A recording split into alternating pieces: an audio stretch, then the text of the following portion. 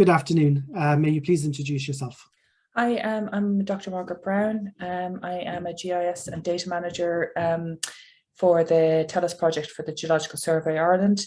I have a PhD in marine micropaleontology from the Department of Geography in Mary Immaculate College. Thank you, Dr. Brown. Can you expand on your role as the GIS and data specialist? I work with the Geological Survey on their TELUS programme. The TELUS programme is a national surveys of geophysical and geochemical analysis of the Republic of Ireland. For my role, I manage the data that has come in. So we have a lot of geophysical data, magnetics, electromagnetic, and radiometric data. So I would manage that data and then publish it so it's available to the public and for research. We also have geochemical surveys. So I would manage the data that is being collected in the field. And then once it's been analysed, then I would bring that data through to be published again for both research and for public viewers. We also work on some applied products and projects. So we are trying to see, okay, what additional value we can add to the TELUS data. So I've been working on mineral prospectivity mapping. I've been working on a terra soil project and some other kind of smaller projects that we've got within the TELUS program. So I would be kind of integral with helping the specialists with the data capture and processing, and then bring it on to publishing it to the public. So that's where kind of my role is across the project. That sounds fantastic. Have you heard of the term a sharing economy? And have you come across that, or how in your PhD life or your working life, and how that would fit into your role? I think it's a term that it would be kind of integral of both my PhD and my current role. For my PhD, I was looking at a marine environment, looking at small fossils called planktonic foraminifera. So they're really good. They're these planktonic organisms that live within the water column, and they're very good for telling us about past climates. And I had a marine sediment core from a particular area of the Mediterranean, but I was also interested in seeing what was happening across the whole of the Mediterranean during the last 15,000 years.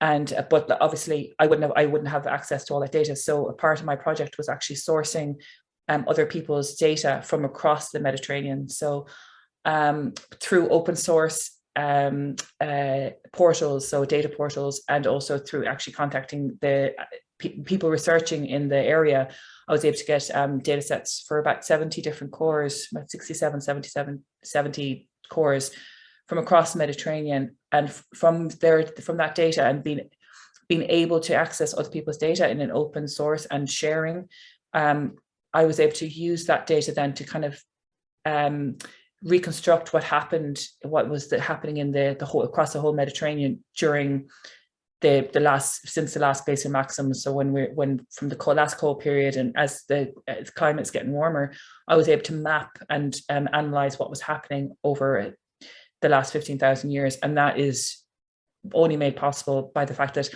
people are willing to share the data, and that is the collaboration that was there. So that was a vital part of my my PhD.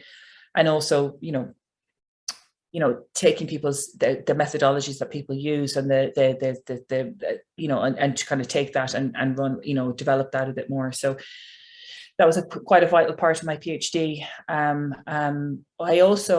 It's also a fundamental part of the project I'm in at the moment. So I'm in the Geological Survey is a part of the Department of Climate, Environment and Communications. So we are a government-run department, and so the data that we collect is then available, is disseminated freely to the public and to research communities, in Ireland and across the world. So it would be quite tied up as well with Europe. So my role within the TELUS project is actually just taking that data that we collect and making sure that it is available for people to do research with, but also then for the public to kind of be able to see and visualize. And that's kind of actually one of the current roles that projects that I'm doing at the moment, is actually helping people to see what we are doing and what data we have. And so that's kind of, for both my sides of my career, that has been quite important. Yeah. That's fantastic. And that sounds really good. That open source data is really what makes the roles work. In regards to using that kind of digital platform and that digital resources, how do you think we can get the public more involved in these kind of areas, or using that information? Well, I think it's communication, really, that we need to be able to communicate this to people so that they know it's there. Because, you know, so the data that, say, for within the TELUS project, the data that we would use would be very much used by the mineral exploration community, with environmental communities, and also with agronomic, you know, with the agricultural communities. So it's actually trying to make the people aware and make the data available in a way that people can actually understand it, and also be able to kind of interrogate it and look at it. So we do provide the raw data. We do provide reports and stuff around it, which would be more geared for the kind of scientific research communities. But we also have our data available on freely available viewers, so that we have mapped up our data, and so people can actually interrogate and zoom into an area that they're interested in and look at it.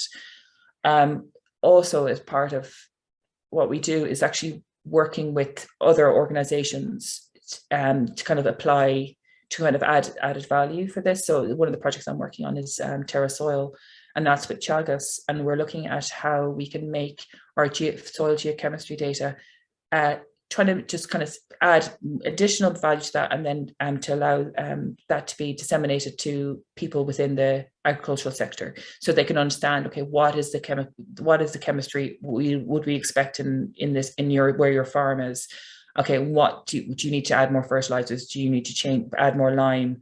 Do you need to do that kind of work on your ground? And it's just actually, so, you know, making our products a little bit, tweaking them so we can give the raw data to the scientists, but just adding a bit more value to make it a bit more understandable for the end users, for people that are interested in what the soil science is, or information like that. So it's communicating, it's making our data available, but also kind of make it a little bit easier to understand, and kind of that, and just, you know, freely available as well. So that's kind of critical for what we want to do, you know.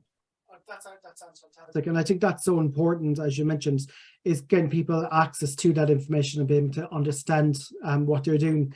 And if we understand what's out there and the work that you're doing, and the fantastic work that you're doing, and showing what type of soil or what type of geochemistry and things like that, they can make better ideas and plans and projects for what they have and what resources they have. So it's really integral to that kind of work. And it's integral for like the environment, because obviously we're working with people that are we're working with people that are their environment is their livelihood. So farmers, it is their, yes, they need to kind of get the most out of their land, but it's also it's important for them to kind of make sure that they're doing it right, and like that they're not just loading on fertilizer that's not going to be able to be, you know, used in their soil. There could be some critical thing about their soil, so it's kind of help their understanding of, okay, what they need. It would help with their resource management. It would help with their productivity. I think that, so it is quite important, you know, just, you know, to help them, and also to, I suppose, longer term, to kind of help clean up our rivers and reduce, you know, the nitrates and the phosphates going into our ground. If we can help people manage their land more effectively, that's a really quite important thing. Yeah. That sounds absolutely fantastic. Dr. Brown, I just want to thank you so much for your time this afternoon. As I mentioned, these interviews will be part of an Erasmus Plus project called DISSE that we're working on, and we're really looking at people like yourselves that have this kind of data, this sharing economy in their everyday work, and showing people that it's not something new that's happening. It might be a new term for them, but we're all doing it together when we bring that collaborative approach together. So I want you to take time and say that, and thank you so much for your time. You're very welcome.